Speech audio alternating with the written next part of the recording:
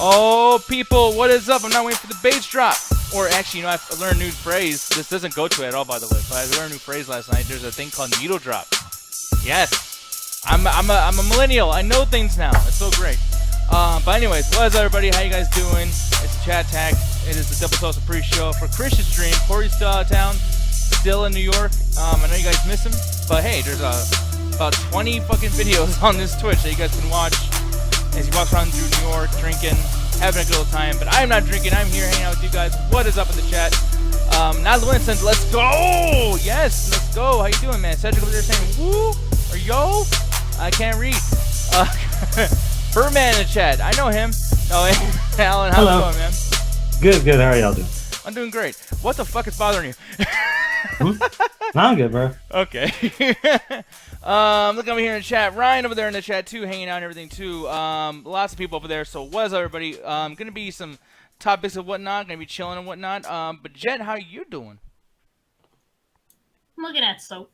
You're looking at soap. Do you want to share? I was like, I know it's one of those like weird, like share with the class situations, but like, do you kind of want to show us soaps you're talking about so I can just make fun of you on the show, or do you want to keep that thing between us and our chat that you're torturing with all the information? I mean, I don't think there's anything wrong with these soaps. Like... Then send them over. I'm showing that shit because I got a fucking bone to pick with you with these fucking soaps. Okay, guys. So if you're ever curious as to like why does Alan and I make fun of her or go like, what the fuck is wrong with you? This is the reason why we do this. Look at this soap. What sense does that make? That's not like a drink, by the way, guys. Like, it's literally a soap with like a fucking straw thingy, and you rub it all over your crotch and everything. I would imagine too that like if you're washing your ass, like that little straw thing might go up there or whatever. But like, Jet, why do you want these? I don't know. Aesthetically, they look good, and like, I mean, they could also like make my body feel good, and smell nice. Yeah, but it's still, I don't know, it's weird. Like, another thing, too, and I love potatoes, but, like, for one, I mean, what's it supposed to taste like? Wow, Jesus Christ.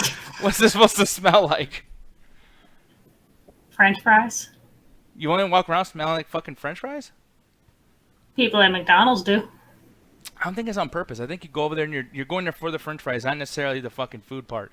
And then you just put that on, and you're just like, oh, God, like, I smell like, that's just weird. I don't know, like, I don't even know what to do.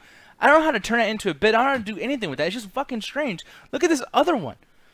I don't even know what that is. Yeah, chocolate soap, fudge, mocha soap bar. And by the way, so like the first one I showed, guys, there was literally like a price on it. These things cost like a pretty good amount of money. You can get a dial soap with like 6 fucking bar slips in there. There's like literally 6 different versions of them, and it can keep you like clean all fucking month. But you got this shit over here, and it's like. There's only 2 of them. I'm gonna be done with this pretty soon. And what's this gonna look like after you use half of it, Jet? Yeah, I mean, like a used bar of soap. Yeah, but like in this way though, it's not gonna look like that the entire time. Like at a certain point, it's gonna not melt, but it's gonna like, it's not gonna. What's the fucking word? Like I mean, bath bombs look pretty too, but you still use them. I guess. I mean, I don't know. I feel like I'm not like phrasing when I'm trying to ask. Well, some people use them for decoration. Other people use them to wash their bodies with. Like for me, I use them to wash my body with, and then potentially put them in my mouth to taste them.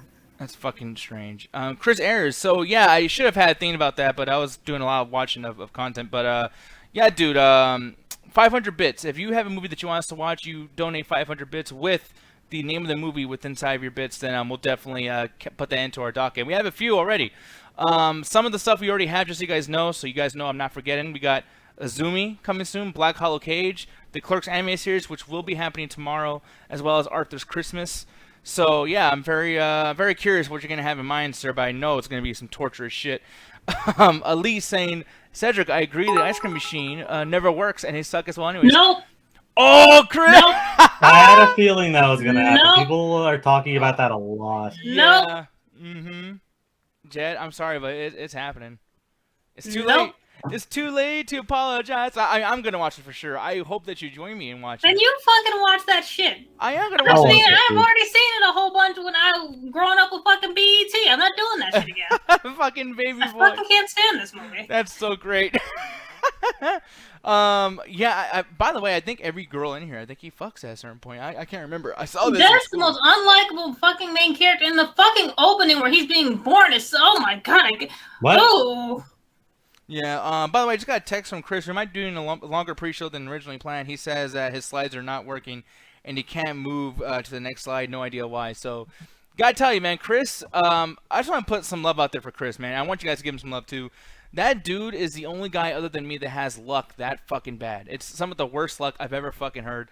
His fucking house is goddamn flooding. His electrical stuff is in danger of the fucking water that's flooding. He lost his AC. Fucking just constantly, like, dude, Chris, like, the fact that Someone you go on the burned show. his crops and sent a plague onto his house. Yeah, dude, like, it's just kind of, it's like, did he start a fight with, like, a Far Cry gang? Like, Yes. what the fuck? It's fucking insane. Like, he's always going through some shit. But yeah, Black Knight, as he says, Chris is on time way more than Corey. He definitely is, and he's on just as much now. Mondays, Tuesdays, Wednesdays, his own streams, as well as Thursdays and Saturdays. Like, yeah, it's pretty amazing. Ryan saying subscribe to. I'm gonna try to show that on screen. By the way, go to Ryan because I want to see if I can set this up or whatever. But yeah, it seems like Austin's like just a really either a really horrible place to fucking go to, or he just has terrible fucking luck. But here it is right here. This is Class on Glass. This is his YouTube page, Class on Glass. This is Chris's stuff. Lots of stuff is edited. You guys can go to his Twitch account as well, Mr. Revan7. You can actually find all of his, super long fucking streams and whatnot. But if you want to see them in like piecemeal like this, then there you go. Oh shit! He just uploaded the Happening review there, Alan. Nice. But it was that review's as long as the movie. Yeah, I know, right? An hour and 5 minutes. Holy shit! Yeah, that's crazy. The Happening, they had some ideas there. It could have been cool, but I don't know. Raheem saying legendary actor Clarence Williams III just passed away at age 81. And I wasn't laughing at that. I was laughing at the fact that Nick's saying that there's some good ideas in the Happening. Yeah, no, think about that, man. Like, No. what's scarier than your enemy of a movie? The main villain is typically a fucking, like, just everything that we're used to. The grass, like the wind or whatever the fuck. Like, I think it's a pretty cool concept, as well as the fact. No, that, it's a cool concept that you figure out the fuck's going on. Then you're like, oh, it's the plants, and they're saying toxic. Okay, how do we fight it? Just run away from the wind. I mean, well, see, that's What? like it's stupid. Yeah, it is. Like, the movie's horrible. I'm not saying I like the movie. I'm just saying, like, the concept. Concept is definitely, like, separate from movie because you got, I mean, you know what a really awesome concept is, too? What Mortal Kombat Annihilation is. A bunch of warriors come down, they have a fight to the death, and it's for the end of the world. Just like the video games. Amazing. Then you watch the movie, and it's terrible. Oh, God. Yeah, I'm just saying, that's the way, I mean, like, concept and premise and all that stuff is definitely separate from, like, the end product because you got to consider you got dumbass actors, you got dumbass directors, really terrible writers, and everything that ends up being a big poo-poo. Chris Ayers says, what does Alan think of the old trailer? I know he loves Shyamalan. I can't stand M. Night Shyamalan. That's probably what he's getting at as a joke. Yeah. I didn't really care. It's a typical Shyamalan thing where it's like some weird shit happens, and now we got to sit there and try to figure out what the twist is. Like I don't mind. Like, to me, twists in movies tend to piss me off, or twists in general tends to piss me off because the entire thing gets built up to, you got to build it up to this one event, and if it doesn't happen or if it's terrible, like most of his movies, it ends up just being a colossal waste of time. And thank you for subscribing on YouTube. Yeah, thank you very much. I forgot who was Question the Narrative. I love that name, by the way, dude. Thank you so much for sticking with us. Double Toast will be beginning soon. I'll let you know all about that when it's time, good sir. Black Knight says, if you could watch only The Happening of The Last Airbender, which one do you pick? Alan, you go. Happening is shorter, first of all. Like, immediately. It's like half an hour. I'm not sure exactly how long Airbender is, but I know The Happening is under an hour and a half. So immediately, if you're picking two bad movies, always go with the one that's shorter because they're there for less time. 2, The Happening is just much more entertaining. It's just every single design decision, every single decision in the entire movie is a colossal, like, whoever did it was a fucking idiot. Like, M. Night is a moron for every single decision he makes in that movie. And third and most importantly, The Happening is its own original thing. If it's the worst piece of shit you've ever seen, it's the worst piece of shit you've ever seen. Avatar: The Last Airbender caused damage to the franchise. Like, we didn't get a season 4 because of it. It's a permanent stain on the franchise. And it took Korra to come back to people to forget how bad Avatar: The Last Airbender was. Yeah, because I will say, guys, and by the way, I guess there's like a poll going on too. I wish this thing would actually tell me. Worst M. Night movie? The answer is After Earth. Okay, Last Airbender is also good. Yeah, let me see here. So let me go ahead and put this. I had to choose Glass with that one. Yeah, Glass for sure. Glass is bad, but After Earth is just, what were you do? This is just, After Earth was way too bad, but I mean, obviously the answer is The Happening. It's legitimately a terrible movie from start to finish, but people are going to pick Last Airbender because of it. Again, its connection to the series. People can't separate the fact that it's like, hey, it's a movie adaptation from a massively beloved series, so immediately it's worse. It's like Dragon Ball Evolution. Is Dragon Ball Evolution the worst movie ever made? No. But talk to a Dragon Ball fan, it is the worst movie ever made. Well, see, that's the thing I want. I saw Last Airbender in theater, and I still think Glass is way fucking worse because they had something going with the previous two movies, and all of a sudden that one just landed on its fucking face. I have never been so mad watching something that I thought was going to be good. Black Knight's right after Earth. After Earth almost nuked Will Smith's career, but you know whose career did nuke? Jaden Smith. Because after that career that didn't exist before then.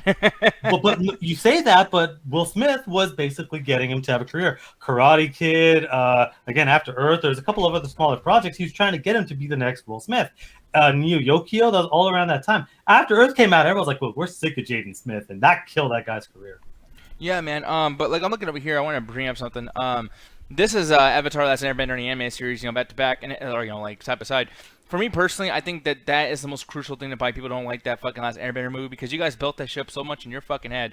I'm gonna say this, and I know it's not a popular opinion. It's not an opinion you guys hear a lot, but I gotta tell you, the animated series not that good. I've seen season 1. I haven't seen season 2 yet, but if you tell me that you didn't finish season 1. No, I know. No, I did. Oh, I bullshit. I fucking finished that first one. What are you talking about? You didn't finish it. I watched the whole fucking thing, Jet. I cannot believe. What happened at the end of season 1? The same thing happens in every episode. They fucking go back to the snow area and it's like, I wonder how worse it's gonna get. Guess you have to come back next time. Yeah, except for the giant war and the giant tsunami and giant fist monster. But that's the thing. It's like I don't even know what even counts as a fucking tsunami. They have water bending, like it's water bend. Like it's not like when someone says, "Ooh, it's a tornado," but there's like Fujin from Mortal Kombat there that can just randomly throw fucking wind twisters all over the place. It's like. No longer is like, oh my god, season 2 is when most people actually tend to really enjoy the series. That's another thing. I'm so glad you said that because that's the biggest thing about this I get really frustrated with. It's like I hate these excuses for things, and you feel this way, Jet. But season 1 is still really, really good though. But season 2 is where most people are just like, no, I'm with Jet on this one because there's specific moments in there that define the characters for seasons to go on. The introduction. If you don't like the character, then what is it defining? A bad character? No, it's not defining a bad character. All the characters have incredible definition. Especially Aang, where Aang starts off as kind of happy-go-lucky person, but you realize it's like as much as he has a positive attitude, he has a tendency to run away from all of his problems, which would cause this whole thing. So almost immediately, you're probably not that huge of a fan of him because you eventually realize, very shortly, that he ran the hell away when he was told he's the Avatar and he just didn't want the responsibility. And that's the character that's supposed to be well written. I run away from my problems. Yay! Because again, it starts off with a character flaw. Your problem with Gon is he's too perfect. Aang immediately has positivity, but again, he has character flaws that the show eventually, over the course of even the first season, him starts to grow as a person. Especially the first time he realizes all his people's dead. Like in the movie, he starts going, he starts crying like a little bitch. In the show, he just looks like ghostly. His eyes go white and shit starts happening where he starts realizing how much of a mistake he made. And over the course of season 1, he's trying to learn to be better so that he could rectify his mistake. That's the arc of season 1. And that's fine. And like I said, I'm not going to say that I fucking absolutely super duper hate that, but I will say that there are points where I was bored and it was meandering for me personally, subjectively. I think it's fine for everyone to have an opinion on something, and that's why I felt. But then, everyone says, oh, but wait, season 2 gets really good. It's like, most shows that I like are good in season 1. They're usually just good. I don't have to it is good in season 1. I don't have to that's what we're trying to say right now. Like it is extremely good in season 1, where it builds a lot of characters. Even take Aang out of the equation. Sokka and Katara get built up a lot too. Where Katara is basically like she's unsure of her own ability, but over the course of it starts to actually learn from the Northern Water Tribe how to be a proper waterbender. That's a good character. That's a good character. Yeah, exactly. Sokka is one of the best characters in the entire franchise. There's no character in the first season that's actually bad at all. Yeah, Aang is bad. Zuko is bad. Yeah, I'm sorry. It is. No, he's not. He's actually incredibly interesting, but the Nick Cage's happy characters we've established this is gone. But again, even at the end of the day, no matter what we're talking about, the adaptation immediately falls on his face because what's the main character's name? Aang. What's his name in the movie? Ong. You fucked that up immediately. By the way, right? you do realize that you fucked up Gon's name, like, as you just brought him up, and you actually like the character. Like, sometimes Americanized, pronunciations of other words will change. Like, This is an American-based show. I know it's not, but what I'm saying is, like, dude, like, people say a certain name a certain way, and, like, it's okay for you to pronounce it differently. So, like, it's not like again, M. Night Shyamalan made $1 billion, like hundreds of $1 million to make that movie. Fucked it out on the basis. I'm just one dumbass on the internet. Yeah, I should never make a Hunter x Hunter movie because I could barely pronounce the characters' names right. You're right. If you ever got offered to make a fucking Hunter x Hunter movie and you said yes, I will go hell no, over the camera and I'll beat your fucking ass. I will not on this whole. I don't care how much they're gonna pay me. $50 million. I don't care how much they're gonna give me. I still think most anime adaptations are fucking terrible. Well, yeah, but, like, it just gets to the same point of just, like, where lots of fans of shit, like, this is why I make fun of nerds, guys. I'm sorry, but, like, everyone in the chat has proved my fucking point big time. And if I make all you guys mad, and you're like, that shit, I'm just gonna not watch because, it's like, well, sorry, that reality punched you in the face with, like, his fucking little goofy little glove. But the thing is, though, it's like, for me personally, like, Ryan's like, you're self-hating nerd. Yeah, probably. But the thing is, though, it's like, people freaked out about the Venom thing at the trailer. It's like, they said symbiote wrong, or symbiote, whatever the fuck. It's like, the thing is, like, I know they said it wrong, and that's frustrating. But, like, you let that shit cloud your entire judgment of the trailer as well as the movie. They can't even say the name right. It's like, are you fucking serious? You're giving movies less shit. You give movies more shit for the exact same kind of thing. Like, yes, we look at something that we love, and we see that it's not going to the source material. Now, when it comes to making any sort of adaptation, you have to take liberties with certain characters, certain arcs. Honestly, before the movie even came out, like, the idea of doing 30 episodes into 2 hours was gonna fail regardless. But there was a way you could streamline a lot of the story. But they skip through most of what's going on. They do this weird the casting choices are all terrible, and they skip a lot of the most important parts of the character's motivation that by the end of the movie you have almost no real idea what's going on. They fuck up most of the powers and start changing too much of the lore where they're changing fundamental cores of the characters. For instance, the firebenders, what made them extremely powerful is that their chi would heat up and they would create fire. That made them the most dangerous and the most powerful military on the planet. In the movie, they nerf them by saying they have to be near fire. But then they also go back on their immediate rule because Iroh in the same movie could just create it out of nowhere. It's like they have no internal consistency within the movie itself. So it's a bad movie on its own. Because again, to take it from my personal example, I saw the movie twice. Once before watching the show. So I only saw like maybe 2 episodes, 3 episodes. I didn't really care one way or another. I saw the movie. I'm like, this kind of sucks. I don't really get it. And then I watched the whole franchise, watched the movie. And I'm like, oh, this is really bad. Okay, yeah, and I'm sure. Like, by the way, I don't think I'm gonna like the movie either. I haven't seen the last Airbender movie that fucking M. Night did. But I'm just saying though, it's like, one other thing too that I've been trying to say is essentially like, when someone tells you, hey, a video game's been good in the 3rd hour, 4th hour, like you don't let that bother you. You're just like, hey, like I don't give a shit. Like that doesn't mean anything to me. But it's funny how it changes for this show, because like. You expect me to watch, like 16 to 23 episodes of a show that I'm probably not digging that much just so I can get to the part where it decides to get good? Like, I'm sorry, but fucking that's ridiculous. Me and Jet have consistently been saying for the last little bit that season, we haven't even said a single word about season 2. We said, like, it's good. We just said that 5 times. But again, I said season 2 is, like, where it starts to pick up, but season 1 is still very, very good, and a lot of people after, like, a couple episodes are pretty much drawn to it. Yeah, that's where it becomes like it goes from the best way to compare it. It's like think of a trilogy of a movie. First one, people like it. It's enjoyable. It's like I'd say a solid 7 out of 10. Still a very good show. Season 2 is where it's like, okay, now we got you in here. We built enough of these characters. Watch it do some shit and then add new characters to the franchise. Season 2 is when Toph gets added, and she's the fan favorite for the most part. Like season 2 goes from a 7 to a fucking 9. Like it's not saying that it gets good. It's that's where it starts to pick up its fan base. Think of it like Mass Effect. Nick, do you like Mass Effect 1? Honestly, so far, not really. It's all right. I remember you saying you were enjoying it, but again, even you're not hating it, you're enjoying it. Like it's okay. But Mass Effect 2 is where the fan base explodes. For me personally, I love Mass Effect 1, the favorite one. But Mass Effect 2 is where everything explodes because they establish a character, they establish the universe, and they work more to it. No one's ever going to sit there and say Mass Effect 1's a waste of your time, or it's bad, or don't play it. They'll be like, well, Mass Effect 2 is better. Yeah. But I don't know. It is what it is. But I do hope that when it comes to these things, the M.Night movie, Last Airbender probably sucked. Yeah, whatever. But I wish I can hear that without someone saying, well, it's not like the show. It's like, well, fucking, yeah. Because the show is like 16 episodes, and they got 3 hours to either bore you or entertain you.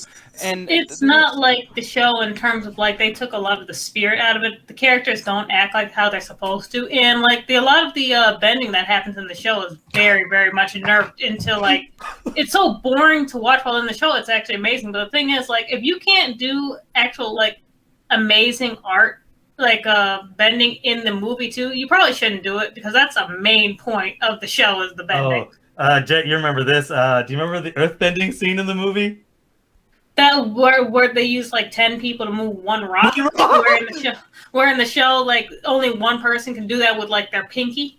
Well, it's weird because, like, again, fundamentally fucking it up. And M. Night admitted this during this, especially the water, that making water, like the show, was extremely difficult. And of course it is, because you're trying to make water fly through the air and hit people. It's probably almost impossible. But the the earth bending is the most egregious, because when you watch the show, people are, moving their hands and they're doing cool martial arts moves, and the rocks are going out like they're a part of the attack. So you do like a forward, open palm punch, and there's a bunch of rocks that will follow your movement. And the airbending, it's okay, but the earthbending is so stupid that it takes like a fucking, like, it's like watching what are the dance movies? Oh fuck, what are all those? Shit? Yeah, Step Up. It's like it takes the entire Step Up crew to move a tiny rock. I could pick that rock up, but seeing these guys that they do is so bad. Yeah, I mean, this shit's silly, but it's like, yeah, I've seen worse, but that's not even an excuse, whatever. It's like, yeah, I mean, this, I'll admit, this looks like shit, like, this is one of the worst years in movies, by the way, too, 2010, fucking yikes. But at the same time, I do think that, like, yeah, man, when it gets into a situation where people bring up, like, something, like, let's just pretend that Avatar, the show, it's, like, one of the best shows ever. Like, let's just say that. You're comparing, like, this stupid-ass movie that's only an hour and a half, maybe 2 hours long, to excellence, to amazingness. It's like, that's not fair. Like, let's not compare. Like, it's a different thing. It's not fair, but at the same time, they could at least put more effort into actually having the characters actually act like the characters. Like, of course, it's not going to be as good as the show, but I mean, like, they could at least show that they put some effort into it. Well, again, let's take a comparison. Is the Mortal Kombat, for me and you, this is just between me and you, fuck the universe, the new Mortal Kombat 2012, is that movie good because 100% because of the movie itself, or because it's connected to a universe that we love and it's actually giving respect to that universe? Well, that's the thing. That's like, for me, I love that movie, and like I totally understand that there's problems with it, and like that's why, like, for me, I don't compare it to the video games, because like the video games have all this shit that they have to do to tell the story, and they have the luxury of having 7 different characters have their own story mode and shit, and like 20 fucking games. So when people are like, man, it don't make sense, this Arcana shit, it's like, yeah, because it's a movie. It's impossible. There's 20. But the thing is, like what I want to ask is, like, a lot of what made that movie, for us, again, just between me and you, forget the universe for a second, forget anybody else. Between me and you, what made that movie connect to us a lot is it gave respect to the thing that we love. It took stuff from the video games, the characters, the looks, a lot of the moves, and it gave respect on them. Now, a lot of other people, and I'm not ignoring them because they either don't connect to it or they didn't care one way or another. What made us enjoy it the way we did is because of how it connected to us and it gave respect to the games. See, I actually doesn't do that. Too much respect, because that's one thing people keep saying, and it's like, in no way did they respect shit like Melina, where they kill her in 2 seconds. Like, Sonya, who didn't have fucking powers before, just shoots a laser thing out of her hand they don't even explain. And Kung Lao was the coolest character in there, and they got him damn near perfect.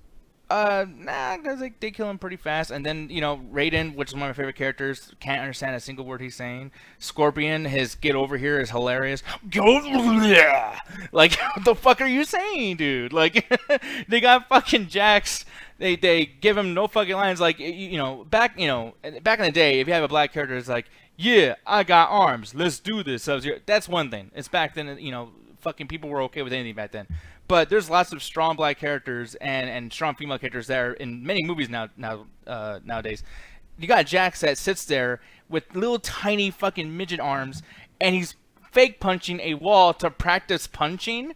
This is the most disrespectful shit ever. Like, that's the shit that made the movie not perfect. Like, I love the movie and everything too, but like, to say like, oh well, we appreciate it because they respect it. No, they shit all over our fucking dreams in some parts. They did it, but again, I don't know, man. That's the thing. Like, that's why Mortal Kombat's like, I don't really think that's a great comparison, but like, it is what it is. It's just, That's why that movie's so hard to talk about for me, to not just you, but like anybody else, is because it's just like, yeah, I love the movie. Why? Well, there's a lot of shit wrong with it. Like I don't know, man. Fuck. It's bad though. It's a bad My movie. point is that it takes a lot of it does a lot of things that aren't good, but it takes a lot of stuff that is, and it still does its own version of respect. Last Airbender doesn't. It fundamentally changes so much about it. It speeds through. It has all the problems of the adaptations, but nothing that you could take from an adaptation. Because almost every adaptation that ever exists, you can at least take something that's like, wow, that's interesting. They fixed this, they fixed that, they took this out. Even if it's a bad movie, there's at least some interesting adaptation to it. Last Airbender actively harms the franchise, and it stopped season 4 from coming out, which basically is it caused problems to the universe itself. So it's like it's a bad movie, a bad adaptation, and it caused damage. I get why people hate it. Yeah. But the thing is, though, I mean, we're talking about adaptations and everything, but I'm gonna actually get your opinion on something that wasn't adapted for anything else, or maybe it was. I don't know. But Good Place season 2. I guess you finally finished this stuff. What'd you think, dude? Oh, I finished the whole series the other day. Oh, okay. Well, I guess go ahead and review the whole series. Oh, this is probably one of the best watches I've had in a long time. It also gave me existential crises every about 4 episodes, but besides that, it was. I'm always a huge fan of just going to whatever your universe is. Spend episodes going into detail, because I did the review for season 1, and oddly enough, we're talking about M. Night Shyamalan, who fucks up 95% of his twists. The twist at the end of season 1 is so good that immediately as soon as it happened, I was like, wait, what? And then I had to pause and I started thinking, because it's an older show, but I do recommend people watching, especially if you haven't seen it. But the twist is so good that it made me rethink the entire first season. I was like, oh yeah, that makes a lot of sense. That actually explains a lot of the bullshit that's going on. And it explains like where they can go forward of what the next thing. Because this is a plot twist that doesn't just, oh, that's kind of cool. Now we think of the character as something different. It's like, no. We're fundamentally changing the plot of the show. Where you think that the whole point of the show is her like learn to become a good person and go to heaven. It's like, no. There's an entire fucking subplot that we're going to go through that becomes the main plot. And they continue that season 2 and season 3, where they start explaining the bad place. They start explaining a lot of the universe. They start explaining the point system, how people get to heaven and everything there. But they also go and start to develop all these characters. And something for the producer of this show worked on like Brooklyn Nine-Nine and The Office, Parks and Rec. So every one of his comedy shows hits. But one of the things that I always noticed, especially with Parks and Rec and The Office, is it's a primarily white cast. And any of the people of color just kind of get sent to the side and don't really get developed that much. Like you get a little bit in Parks and Rec, but not that much. Like Donna and Aziz Ansari, I keep forgetting his fucking name, basically barely get anything throughout the show. But with this, it's like a good portion of the cast is like, again, you have Tahani and you have Jason, who aren't white, and they get a lot of development and are incredibly important and hilarious. Hell, I connected with Tahani more than I connected with the main chick, who's literally just Nick. Like, it's Nick. Phoenix, Arizona, huge fan of Stone Cold, thinks everyone's an asshole and out to get something for themselves, and can't admit if anyone's actually doing something genuinely nice. And her development over the course of the series they put a lot of time into developing these characters. It's not just a random sitcom of, oh, let's just do a bunch of jokes and who gives a shit for 20 minutes. It's an actual story, but every now and then we break the tension up with a really fucking hilarious joke. And there wasn't a single joke that I didn't laugh my ass off. Yeah, I mean, there's lots of things. Yeah, because like that's the thing. Like when I remember certain points when I learned about Janet, and it's like, wow, you had one of the most emotional storylines with a robot that doesn't emote. It's like that's not a robot. Incredible. Well, or Android, whatever. No. I just love when she says that. You're a robot, not a robot. Yeah, but like that was like really interesting, dude. I actually thought it was pretty cool. My internet connection apparently is not. But yeah, like I'm looking at this though, and it's like, yeah, like this is just season 2 right here, by the way, guys. But I mean, this show gets really crazy. I don't know. For me personally, I don't even know what happens in season 3 or 4 or 5 or 6 or whatever the fuck. Oh, you didn't? Oh, I thought you finished the branch. Good thing you cut me off. I didn't know you finished. I thought you finished it with Jet a while ago. No, but that's the thing is like, so for me, it's like I'm just showing season 2 because I don't want to get spoiled for anything. So yeah, like I mean, I know you're probably gonna mention characters and mention something that probably doesn't have anything to do with this trailer, but like this is all I'm gonna be able to show because. I mean, the show, 100%. Unfortunately, and this is the thing I don't like about shows that kind of live and die off of their twists or reveals, is that this show, if you know everything ahead of time, it will ruin it. Like, because I knew one thing before I ended up, like, getting to it, and, like, every single thing, it wasn't, like, too much fun for me to go back and, like, look at older moments in the show, because now it does feel like they're just trying to connect things, and people aren't acting natural. But if you are legitimately watching this not knowing shit, then it'll feel really natural and really like, oh man, it's crazy. Now I want to go watch it again. For me, there's a couple things where I'm like, ooh, this was a Sixth Sense situation where it kind of fucked it up a I little. only personally felt like that in season 1, where I knew some stuff, but that was later on in the series.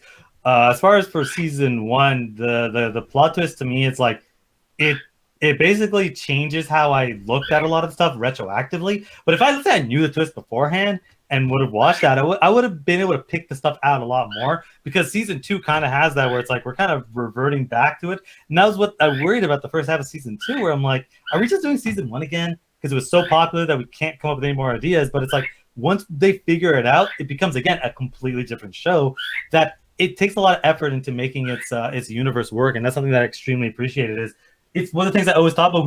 You can't overly explain, the science or whatever. It's like, yeah, you can if you're smart. This show is extremely intelligent. Everything has an answer. Every question has an answer that gets answered at some point over the course of the series. Everything works. Like, there's not a single part where like, oh, that's really dumb. It's like, no. It fits in. It makes sense. There's versions of simulations. There's a lot of stuff going on with the characters that everything kind of it matches up, and it matches up with the character personalities. That this is a really good. This is probably one of the best comedies I've ever seen. Yeah, so I mean, is there like should you rate it or whatever? Because like I don't even know how that would even work for all the seasons combined. And plus, two, we didn't even talk too much about season 3 and season 4, but I don't even know, is that safe? I mean, technically, but I don't want to risk a situation in which you haven't seen it and I accidentally inadvertently spoil it. I mean, I talk about it in a vague term, which I want to, because I want people to watch this again. But as far as season 3, season 4 to me is my favorite season, because it basically it capitalizes on everything that's been going on, all of the character development, all of the moments, and it starts to get to a point where I'm like, this makes sense. It ends in season 4 because they do something in season 3 that I'm like, oh, this is your end game. This is what your plan is. Now everything that's going to happen now is to get you to that end point. And just seeing how they get there, and eventually in season 4 how they finish it off, I'm like, that's the only part. And I literally was in an argument for 2 hours with my buddies because the ending of season, there's a particular thing they do to end the season, the series, that I personally don't agree with. Philosophically speaking, I don't agree with.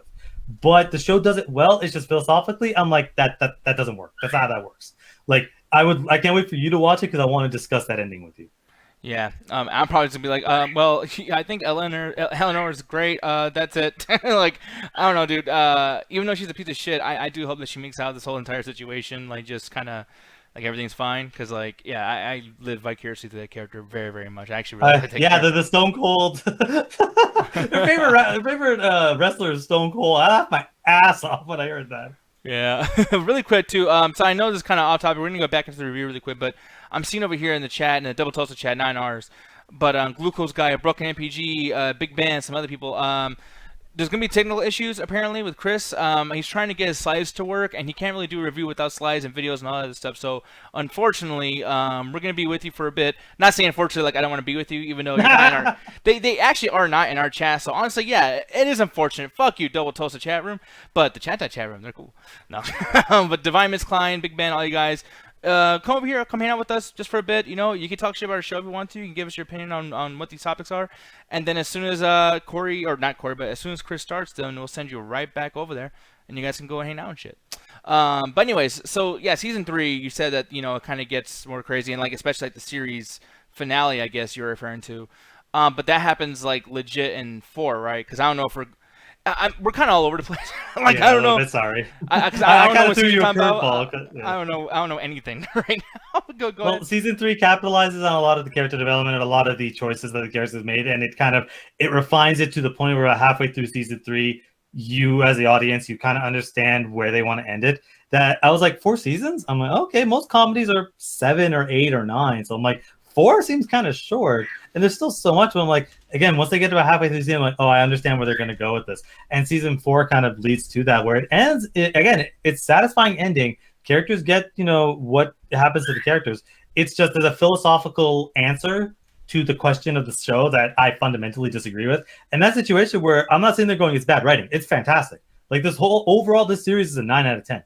One of the best shows I've ever watched. I don't want to call it a comedy because it's a comedy, so give it a better rating. No. This is an incredible show. To me, it's like people, when I was talking about how much I enjoyed the afterlife explanation of Supernatural, both Jet and a bunch of people were like, The Good Place has a good one as well. I'm like, it does. It's fantastic.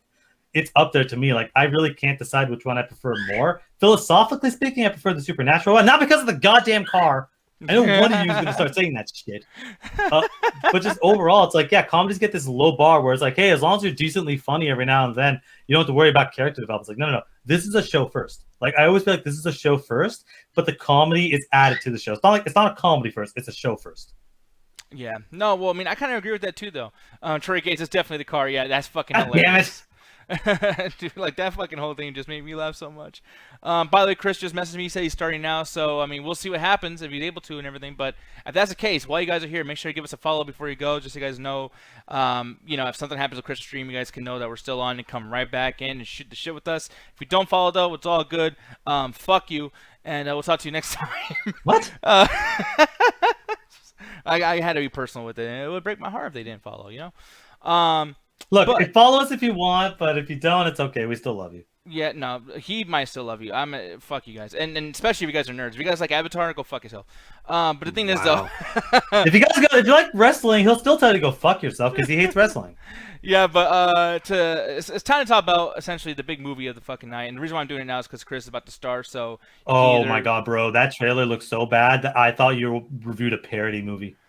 Yeah, like, oh yeah, I did. I laughed my ass off. Like, what parody movie did you watch that's about zombies? Oh no, it's a Conjuring. Oh no. Yeah, but we're gonna refer to this Conjuring 3 from this point forward because boy, what a terrible name. The devil made me do it. Like I imagine like going to the movie theater, and people don't really have to do this. You don't have to say that. There's no rule. It's like you have to say the name exactly like this when you go to the box office. It's like, imagine if I go over there and I'm like, can I watch the Conjuring 3? The devil made me do it. I'll have 2 for that. No, you have to leave it till you pronounce it properly. Yeah. Can I watch La Leona, the 1.5? Bro, legitimately, if I worked at a movie theater and they're like, la la la la la, no, you can't watch till you pronounce it right. Yeah. No shit. So yeah, man, it's just one of those things where it's like, yeah, we're gonna call it Conjuring 3 because fuck that. But the Conjuring's been a series that's been going on for quite some time now. The person that directed this though is Michael Chavis, who only worked on The Curse of La Leona, which at this point I'm pretty sure people were not big fans of, or at least like people just didn't enjoy it in relation to the rest of the series, which is fine. It's different. Plus, it's about Mexican ghosts, so it's like, oh, I don't agree to that, or I don't relate to that. Yeah, fuck y'all. But the thing is, though, is for me personally, I think that the reason why they got this guy Michael Chavis to do this, because they're still having James Wan write it. He did the screenplay and whatnot. But I think what's happening is that Patrick Wilson and the girl who plays Lorraine, which I forgot her name, but I think what's happening is that they're being way more expensive because they've been with this franchise the entire time. So I'm pretty sure they got like movie agents. They're like, hey, like. You think people really want to see you change these characters? Yeah, Vera Farmiga, Viagra, whatever her fucking name is. I don't know her name. But thank you, Chris. You tried, and I certainly didn't. Yeah, I think that this guy's probably cheap, and they're just like, hey, we gotta like continue paying this money and increasing amount of money to Patrick Wilson and shit. So let's just continue to do that. This is his franchise. He doesn't really do anything else outside of these movies. He has a couple of cameo roles, but the Conjuring universe is his thing. Yeah, man. But I will say, though, one of the things that kind of sets this movie in the quality that is perceived by whatever happy or unhappy audience that watches it is the fact that this movie is based on a true story, at least it says it was. Like, usually, and all these movies, by the way, are kind of inspired or based on a true story, but it always says, like, oh, the demons and the ghosts and the this and that. And, I mean, if you're a skeptic like me, you're probably going to look at something like this and say, well, none of these fucking things are true. You took a true story that was on paper or something, and you fucked with it with the demonologists and blah, blah, blah. And there's even points where people consider that the real people that Warren, what's his name again? I forgot his fucking name. Patrick Wilson. Yeah. I think his character's name is Warren and there's Lorraine. So I'm going to call him Warren and Lorraine for this point forward. But essentially, the people that they're playing, like the real life versions of them, they were actually lying to people about like being demonologists. Like they were trying to pretty much make money turning regular houses into haunted houses with their fucking fake ass stories and shit. So like. There's a huge part of that too. Oh, Warren's last name, it's all good. But Warren, yeah, he's totally. I mean, it still works out. Yeah, but with both of them though, I just feel like all these things are fake. But the thing is that there's a huge story regarding this movie. Apparently, this kid Arne Johnson, I forgot how his name is pronounced, but he stabbed his 40-year-old landlord Alan Bono to death with a pocket knife back in 1981 in Connecticut. Yeah, Alan's been getting it lately. Lots of Allens have been getting either killed or linked to a really shitty movie. But the thing is, though, is that he killed his landlord, and the only people that were there that were aware of this or saw it happen was his girlfriend and two young sisters. That's the real story. Now, the story in here is that same kid, the 19-year-old. Actually, it wasn't even that wasn't even a 19-year-old. It was actually his little brother who was like fucking 5 or whatever. But he stabs, same pocket knife. He stabs one of the Warrens. And it's like, whoa, that's a huge change in the story because now, like, these two people, this couple who's been in all the Conjuring movies, who have been through everything for this entire franchise for 8 movies, because this is the 8th movie. It's Conjuring 3. What? Yeah, because there's a universe. So it's like, imagine, like, Avengers 1 and 2, and then all of a sudden when you get to, like, Endgame, it's not the 4th movie, it's actually, like, the 10th. You know what I mean? Yeah. It's like one of those crazy things. I don't know. It's very odd. But the thing is, though, is that apparently this is the 8th movie in the franchise, even though people are referring to it as a Conjuring 3. But because of that being the case here, though, I do think that right away that kind of throws you off because, okay, she stabs, or the little kid stabs somebody that didn't get stabbed in the original story, and then as soon as that happens, they go into like this Exorcist wannabe moment where this person's like contorting and you hear all these like fake ass snaps like all this crazy shit. Sounds like a fucking duck. And then like the way they look, the CGI is so bad, like it looks like they're rubber. And yeah, we're supposed to be scared. Like you'd even earn this scare. Like within 8 minutes, we're already doing like the ending of The Exorcist. And then the rest of the movie is like 2-minute buildups to like 5-second jump scares and a lot of court casing and like people like trying to figure out what the case is. Like, hey, you guys always say, like God has a lot to do with like murderers or not murderers or whatever, and why can't the devil be part of it? Why can't you blame it on the devil? Blah, blah, blah, blah. And you find out the devil has nothing to do with any of this. It's actually someone who put a curse on the main character, or on the house essentially, and they have a goal. Now, for them to have a goal, it's fine. Like, it's cool for characters to have, where they're trying, like, why are they doing this fucking evil thing, right? But evil is evil because it's evil. If you start giving me reasons, then it's like, okay, well, now I'm like, this person has a brain. They're not pure evil. They can be reasoned with, apparently. So let's learn more about that. But everything about that is so fucking, like, surface level as well as just goofy. Like, this person has a cross that's apparently, like, their whole, like, health zone. Like if someone breaks the cross, it breaks the curse or something.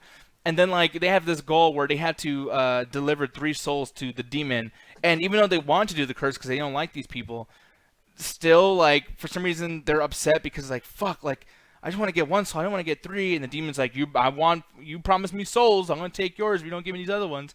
And that's essentially where the movie goes off, where it's just like, now you're just seeing this spiritual hit list, like an assassin. So it's a movie called The Devil Made Me Do It, and the devil didn't make him do it? Yeah. So the devil's just in hell going, what the fuck? I'm just chilling, y'all. Like, essentially, you could say the devil is essentially what they were trying to sell to the courts. But it wasn't a devil. It was some crazy old bitch with a love for reading sinful books of the devils and blah, blah. It's the dumbest shit ever. This movie is fucking awful. I think that there's a lot of shit about this that's very cliche. I think that a lot of this movie, I think, just does the same thing that other Conjuring movies do. And that's the biggest point about this that really bothers me, is that I am sick of these 2 demonologists. They keep doing the same fucking thing over and over every single movie, and yet they're still safe. So now there's no point in me thinking that they're going to die. And the worst thing you do, and I cannot stand when they do this shit, because you should know your audience when you make this movie, especially if you're at your 8th fucking movie and you're in this genre. James Wan is in this genre. He should fucking know. But this movie, believe it or not, ends with romance. Like, apparently, one of the Warrens, it was both the Warrens, technically, the girl Warren, Lorraine, she's, like, fucking getting attacked by her husband, who's the nicest, sweetest guy throughout this entire series, and his face is all demonized and everything. He's about to kill her because, the demons and the devil, quote-unquote, wants his soul as payment for giving this girl the ability to put curses on people. He's about to kill her, and all of a sudden, he just goes like, I love you. And she's like, come on, you love me. He's like, yeah, I do, fucking love. And he just drops the fucking knife, and then the villain is killed. They're not even in the same room. The villain's just in a room, and they're like, oh, okay, I'm dead. It's like, what the fuck was that? Wait. He didn't just, like, break the curse long enough for someone to stab him? He just dies? Yeah, well, a demon comes out who looks like he's, like, part of smoke or whatever. And then he just, like, rips their... Well... Here's the thing, they cut away from when he rips the mouth off. Like, it looks like he's about to rip her jaw open, but, like, you don't see it. And then she just falls down, and she's on the ground. And it's like, yeah, and it's nowhere near around the Warrens. So like, you know, you would think like, oh, like maybe the Warrens look at this thing happening like, holy shit, I can't believe I'm about to kill you. But no, like they're not even in the same room. So like, why didn't this happen the last hour and a half of this movie? I mean, this just happened at the end just to be a climax. It doesn't even make sense for it to be the climax. And then they just end off, and there's no alluding to like this, because like they name drop Annabelle, they name drop La Leona, so this is another universe goalpost movement. Like, hey, like maybe the next one, part 4, might have the nun and somebody else in there, or whatever. And that would have been interesting to keep building on this universe. I would have given it extra points for that. But the fact that like it just ends like, I love you, don't you ever leave me, and then he plays some fucking. It was one of those needle drop moments where like they play some music and shit, a real song that's in real life. And yeah, the movie just ends. There's no cliffhanger. There's no whoa, like, you know, jumping at you, scaring you. It's like, no, it's fucking it. It's just once upon a time. If you love somebody so much, that will, you know, power over any kind of curse that the devil might have on you. Fucking stupid. It's just like Wonder Woman. I hate that shit. I hate that about a lot of these fucking movies. The concept of love being able to break a curse isn't necessarily out of left field, but it's one of those things where it's hard to sell to an audience unless you have something to add to it, where it's like, yeah, why couldn't this broken it a while ago? Is it because the main characters now exist within your world? It becomes a very cheap way to end the movie, as opposed to like, if you could have done it, it's like, oh hey, the love broke it long enough for them to, the demonologist have some sort of like special spray or a knife or whatever the fuck to kill the demon. You need a moment of weakness to do the weapon or whatever, and that's how you can combine the whole their love plus something else to solve this problem. That's why you need the main characters there. It ends up being the situation if the main character's never there, this problem would have been solved. Yeah, it's fucking annoying. And the biggest thing to me that just frustrates me a lot is like the lack of reading the room, because your audience is now used to gore. They're used to what you did with the kids in La Leona. They're used to what you did in Conjuring creation, or no, Annabelle creation. And then another thing too, and this just brings me back because like we just talked about this in the after hours last night. But I was talking about like endings of movies I really hated back in 2019, and it was Child's Play remake and it was It Chapter 2. Two movies that had a franchise before that was amazing and scary at times and funny at times and whatever. And then like It Chapter 2, the movie that came out in 2017 was horrifying. The first It remake scared the fuck out of me. It was great. So like to see them end off where like they killed a monster by making jokes, and then like Child's Play to end it off where, you know, hey, I'm gonna give props to the kid. He cried and it looked legitimate, and so did his mom, Aubrey Plaza, whatever her name is. The thing is though, it's like I am a horror fan. I'm not coming here to see Oscar award-winning fucking like crying moments like, no, Johnny, you're my buddy, you're my friend. I'm not here to see that. That's stupid. Like, I'm here because I fucking like Chucky. I like when Chucky talks shit. The movie's half a joke, and there's tons of gore. Like, give me that shit. I don't want to fucking laugh. Or not. I mean, I'm cool with laughing. I don't want to fucking cry or feel like really legitimate emotions, unless like it's something like Hereditary where it makes sense. Hereditary totally makes sense when the mom freaks out about her kid dying. That shit was real, and it was the most effective thing in the movie. You look at something like The Conjuring, the love thing probably would have worked, but like, who came into this caring about the Warrens and their love for each other? That's fucking stupid. Like, and then you gotta consider that some people might be interested in the story because it is a real life story. You're gonna shit all over the real story and say that none of this. I mean, they did nothing that really happened in real life. Well, that's the biggest thing with this, where it's like when you got the first Conjuring, you had like, apparently I never saw the first Conjuring, but I heard reviews where it's like there's a room at one point that they see that they scan over, and every single spin-off is a bunch of random bullshit that's in that room, from the Annabelle doll to the nun and all that shit. And I think what it is that they're like, this is a ghost demon movie series, and any ghost demon fucking thing that's ever happened at any point in America or around the world, we're just gonna take it and incorporate it into this universe. We're almost doing adaptations of real bullshit. So this idea that based on a real story kind of just lost its way when it's like, no. You took a decently real event, and like the Fargo shows and movie, where it's like you took a bunch of random real events that happened, you combined it into this universe and did your Conjuring twist to make it ghost related. Yeah, by the way, I mean, I'm not offended or anything. I'm just gonna make fun of you because you want to talk shit too. But Kirk in the chat, he says, "So you don't want horror movies to feel human?" Man, I gotta tell you, if you think I'm the one who's gonna be called a fucking serial killer, like, look at your comment. Wait, so you don't want to have like a feel-good horror movie? No, well, like, it's a horror movie. Yeah, but like, I kind of agree with Kirk, because there's a thing of like, when you want to connect to at least some version of a character and move on, because you don't want a situation where it's like every Jason movie where it's like just watch Jason kill a bunch of people for an hour and then the movie fucking ends. Like you want to connect to a certain degree or see some sort of like human emotion happen or triumph over whatever great evil's going on, and that's what the kind of things people like in movies in general. Yeah, I don't know. Like, I mean, like, I see where your point is. I mean, there's times where like you'll like a character and you'll fall in love with them because you feel something for that character, and they'll keep the franchise going on forever. But you know, like a situation like Jason or a situation like Final Destination or whatever the fuck, any of those kind of like regular movies where you're not really expecting a universe. Like Final Destination, it just stumbled upon having a universe. But like the reason why we wanted to watch the movie is because we basically want a theatrically digestible movie that's essentially just their own okay version of Faces of Death. Because Faces of Death, do you know what Faces of Death is? I have no idea what you're talking about, but if you're going to tell me that Final Destination is... Okay, let's say, if you're going to tell me that Final Destination is a ripoff, I don't care, because I only watched the first one, and I never it's not a ripoff. Essentially what it is, because it's important that you know, so you never ever look this up, and plus, two, it's actually a pretty important thing as far as, like, just historical things that have been caught on tape. But Faces of Death essentially is a snuff movie that's had, and it's not even like snuff. It's essentially just accidents that happen where people legitimately die. So like, ooh, yeah, oh, I'm out. Yeah. I don't think that shit to be real, but yeah, it's legitimately real. Yeah. But at the end of the day, where it's like, because niggas like you like the body count movies, where it's like it's about how a person dies versus anything else versus the humanity, because that doesn't really apply to you. However, when it comes to the horror genre, there are different people are going to take different things for different whatever. Current audience in our chat right now prefers a more human touch. That's why they prefer a lot of the other movies that you can't stand, because it focuses more on the people than it does on the monster. For you focus more on the monster or the demon than you do on the individual people, because to them you prefer people being meatbags. You don't want to connect to somebody because you don't want to feel bad when they die.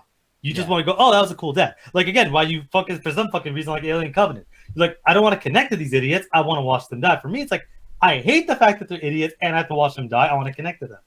Yeah. Like me, I'll be in situations like Michael Myers. When Laurie Strode is so fucking badass or whatever, and a movie becomes about her, the series becomes about her. And it's not even fully that, by the way, because you can't have a movie without Michael Myers, so there. But the thing is like, you can. I highly doubt that. Even in 3. No, but yeah, how good did that do? Like, there's a reason why. Exactly. But the thing is, though, it's like when it comes to that kind of stuff, I do think that like you get lost in, all the other shit. Like, okay, well, we gotta explain why is he going after Laurie Strode and why is he going after his niece and why is he? And then getting shit where it's like, look, we have nowhere else to go and we gotta keep this villain a villain. Let's have him rape her.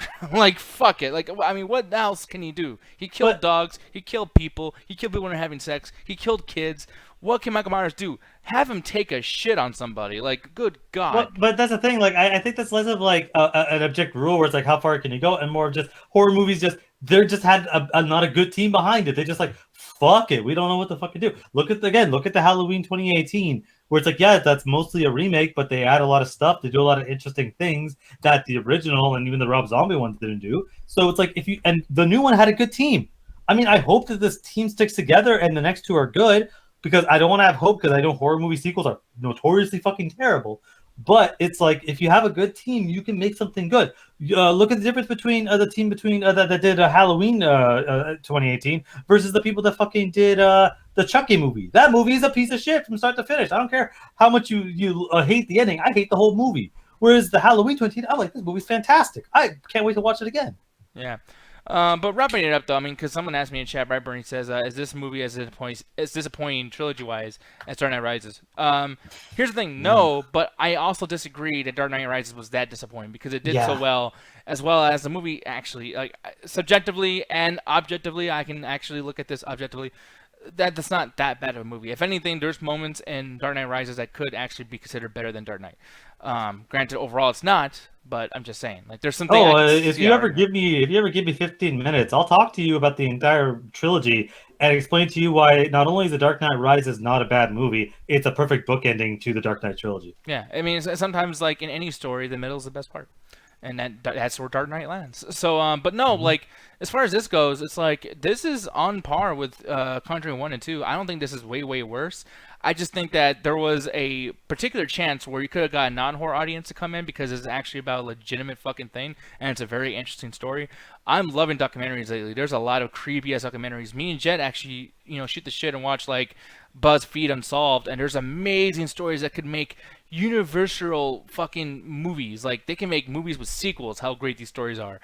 And, Conjuring had one here. And they didn't do anything with it. They're like, hey, you see this really cool story? So we're going to let somebody else with less money make a really good version of this that's not going to be watched by anybody. And we're just going to, like, use our money to make a shitty rip-off of it and, fill it up with stupid Ghostbusterisms and everything. Like, yeah, fucking stupid.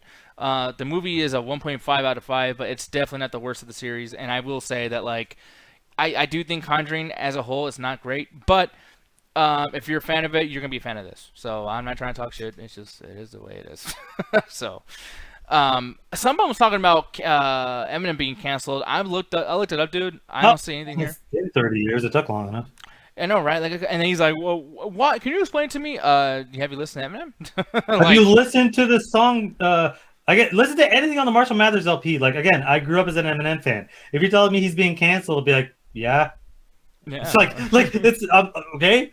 You act like, oh, I can't believe a man who sung an entire song about wanting to slit his wife's throat is gonna get canceled. Yeah, it's fucking ridiculous. But yeah, it is what it is. Moving on. This will be a very short review. But man, I put a lot of time and effort into this fucking watch through, and some points I was very upset, some points I was not. But M.O.D.O.K.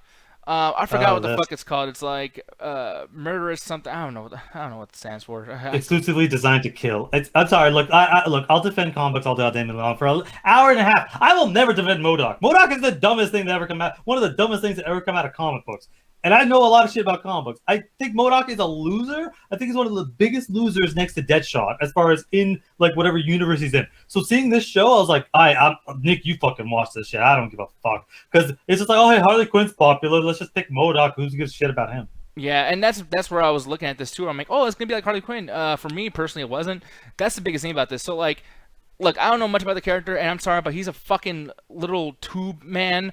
So like, I'm not gonna do research. I'm not gonna fucking give this movie my time in that sense. I gave it enough time just actually watching the shit. And I come crashing through the fucking door. Wait, you know about M.O.D.O.K? I'm here. I'm here. You know what I'm here to do? What? It is average.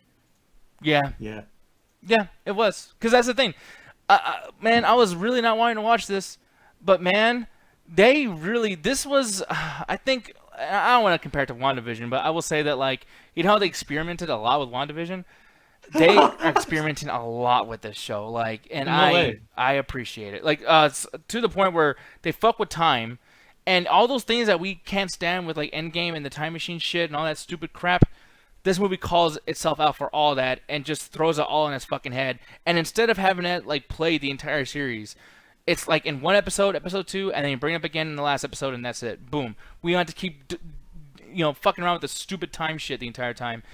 Keep in mind, too, this show is a fucking, like, sad-ass drama, like, about fucking love. Like, it's a romance show, but, like, the sad part about romance. Not just love. Love and family. Love and family, yes. And the family aspect, I will say that this is just one step underneath Mitchells and the Machines. Like, I love the family aspect of this. I really do. I like, the jokes here about, like, the kids are not just so annoying. The kids are actually smart in their own sense, too, and they're also stupid in their own sense. They're also calling out this character quite a bunch. And keep in mind, they had enough money to include people like Iron Man and, Asgard. They didn't show Thor, but they showed Asgard.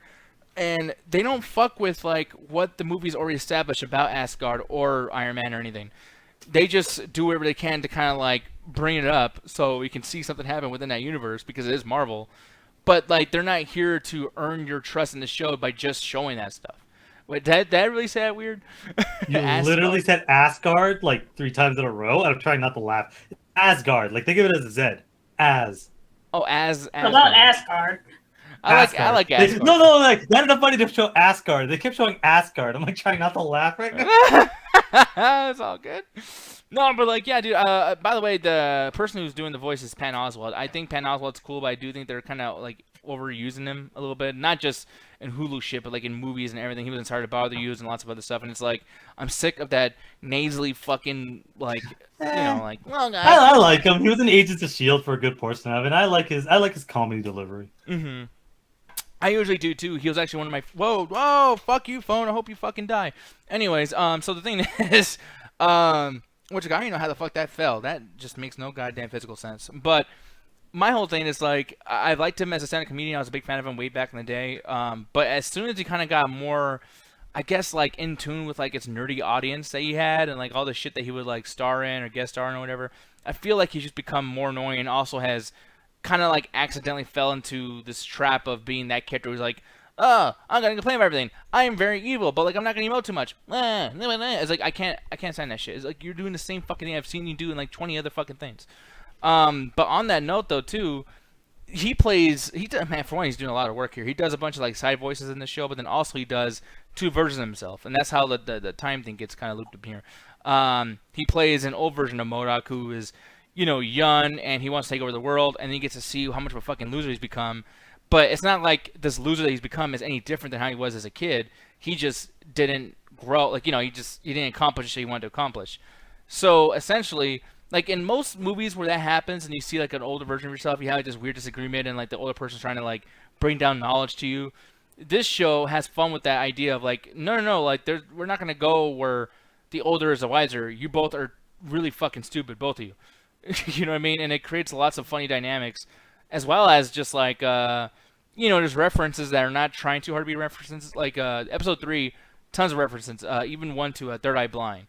And it's like, okay, like you're gonna be this show, and like boom, like episode 3, they don't do it anymore. Then the fourth one, they do something where they go back in time and they find these, Asgardians or whatever, and like, oh fuck, now it's gonna be the show. Nope, just one episode. It's like every episode can be watched by itself, but then you're rewarded if you watch it episodically.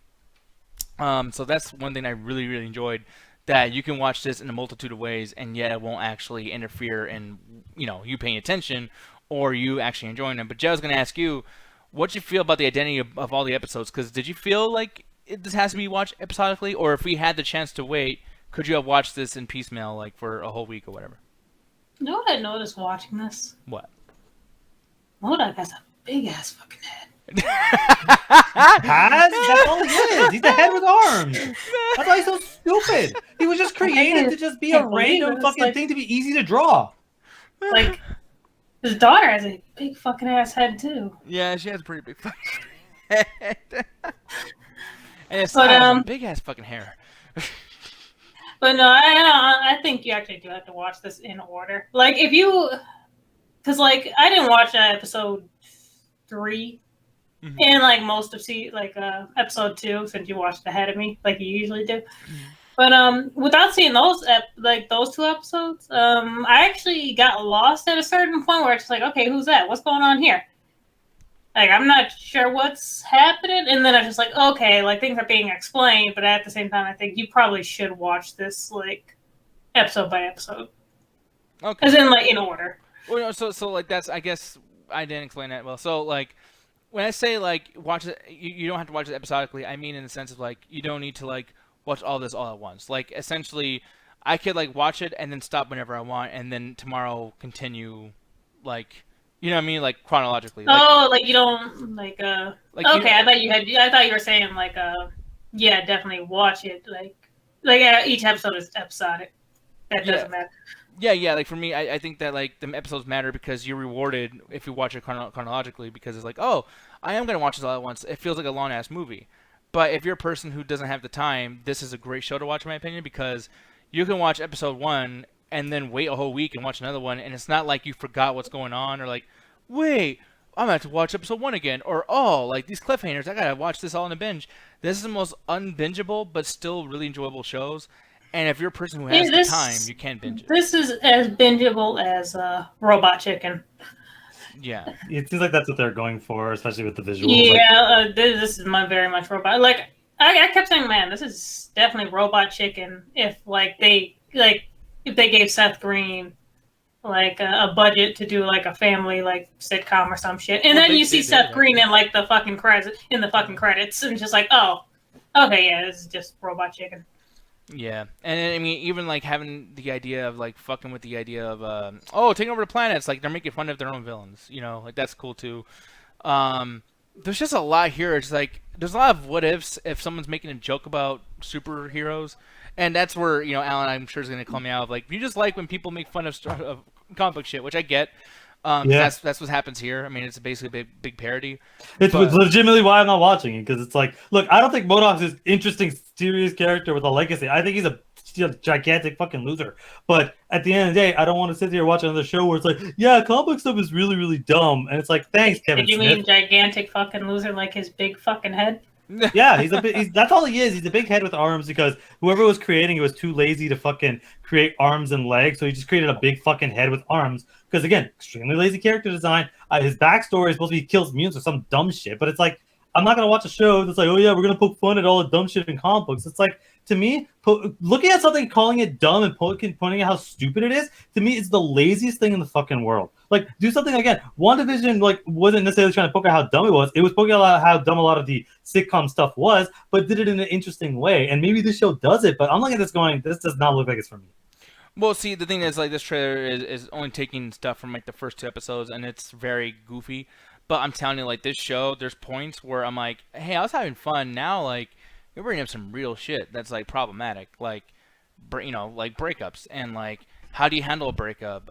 What is obsession? What is like? I mean, at what point does a villain deserve sympathy? Like there's a lot of shit here. I'm like, you know what? Like you're touching on really good stuff, but it's so gift wrapped in comedy and superhero dumbness. But like these are all things that you can just like take this and convert it to real life, and it would fit so well. Where it's like I've had a couple of these things in this show happen to me, and I'm not a big dumb head, and I don't have a cape on. And it's like I don't know. I do hope that like teenagers that want to come and be like, "Dad, stupid, dumb, let's make fun of comic books." There, I hope they watch this and then like afterwards, like, "Huh, that's actually pretty cool." Like, damn, my heart, because like something, nothing to make you cry or anything, but like there's some shit where like, yeah, I felt it in my chest. I was like, holy shit, like that's pretty crazy what they did there. So yeah, for that bit, I mean, I'm not gonna go scene by scene with any of these fucking episodes. I think that every episode has an identity, and that's cool. And some episodes you're gonna love, some are gonna fucking hate. Some are very boring, some are extremely intense and extremely like busy. But I will say like the ending is kind of silly, but I mean you gotta have a M.O.D.O.K season 2, so I understand. But yeah, this is a 3 out of 5. Like this is one step above average. I do think that like it's average at the end of the day, yes, but like when you see what they did that other people have tried to copy, because to Alan's point, there is a lot of shit that like tries to do that. It's like, oh, let's just pick apart something that's stupid and then we're clever because we called it out. This show calls it out, explains it. It's still in the universe of it, makes itself do it, and then finds a way to make it new. Like there's a lot of writing that was done here and lots of explanation. And I hate to say, oh, smarts, it goes to smarts because science, but like there's a lot of like sciencey things that are explained as to why they wouldn't work, and then they find a way to make it work within the universe of Marvel. So, Right. kind of cool. 3 out of 5. Jet, take it away, good ma'am. Good ma'am. What would you give this? So besides M.O.D.O.K's big head, like this, just like Robot Chicken, this show has a lot more misses than it has hits because with the Robot Chicken's like type of comedy, it's just like most of the time you just kind of watch him just because it's just like, oh, I'm watching like a fucking Adult Swim, and oh, like my favorite show just said, oh, here comes fucking Robot Chicken. Guess I'll just sit here. Oh, I laughed. I maybe chuckled like once because it was actually a good joke, but the rest of it just kind of like, oh, okay, oh, okay, oh, hurry up. And the thing is, like, putting in, like, a sitcom, like, base show with, I guess, a supervillain still gave me big time, like, Robot Chicken vibes where it's just the same thing, like, oh, okay, that joke was okay. Like, it wasn't funny to me. And the characters themselves are just like any other sitcom characters with the dumbass dad, the somewhat reasonable smart mom, I guess, who's also loving, sort of. Basically kind of just sort of like the male husband lead only it's just not as obvious. The younger male kid who's actually like stupid as shit, probably has some mental problems. And the teenage daughter that's all about like being popular in fucking high school. It's the same shit. So like I didn't really like any of the characters, like not fucking one. It would suck because you would think like in a show like this you would find, because they're making so many jokes about superheroes and like how dumb everything is, you would at least like one character. I didn't like no one in this. And like the thing, they had very, very interesting visual gags that I did appreciate, because I think in episode 6 was it, there's a big fight that went on that had them doing different styles and everything, and like it was actually pretty interesting how these two super villains were just going at it. I enjoyed that, but it still had a whole bunch of stupid parts in it. Yeah. But I mean, with the ending, like how with it ended, maybe I was just like, okay, maybe season 2 can get a little bit better, because this went in a direction I didn't think it was gonna go. But even then, it's not enough for me to actually just be like, man, I can't wait for fucking season 2 to come out. Oh my god, I can't. Oh, M.O.D.O.K and his big fucking head. I can't fucking wait. Just, yeah. With that, I give this like a 2 out of 5. Okay, and it makes sense. And I'm glad that, it wasn't a thing that like really, really pissed you off, because I know that kind of forced you to watch it as well as like, watching an entire season in one day. It's kind of like, oh fuck, like this is weighing down on my ass. But it's like at the end of it, like there's points where like halfway through I was like, oh shit, fucking next episode, let's go. And I'm like, I don't even feel this way with Walking Dead. I don't feel this way with any other shows. I didn't feel this way with WandaVision. Obviously, it's like, this has some things where it's a very easy watch, but it's like, man, I can't recommend this past like what I gave it, because it's like, it's fucking stupid, man. Like, I mean, this character sucks. But yeah, I mean, we'll see what happens. I know for sure there has to be a season 2. Like, they're definitely gonna do that, and I do think that they're gonna connect M.O.D.O.K with other superheroes that probably are not gonna be getting their shows soon, or whatever. Or they're gonna try out other voice actors to try out like characters that have already been established by Robert Downey Jr. or whatever. Like, I like the guy who's playing Iron Man, and I'm wondering who they're gonna use for Captain America or Thor. Should be interesting. But yeah, aside from that, that's pretty much it. And yeah, I will say, of all the things we talked about today, granted I didn't watch Good Place this week, so I'm not counting that. But like, this was definitely a better watch than Conjuring. Like, I can't believe I could say that. Like, yeah, M.O.D.O.K whooped Conjuring's ass.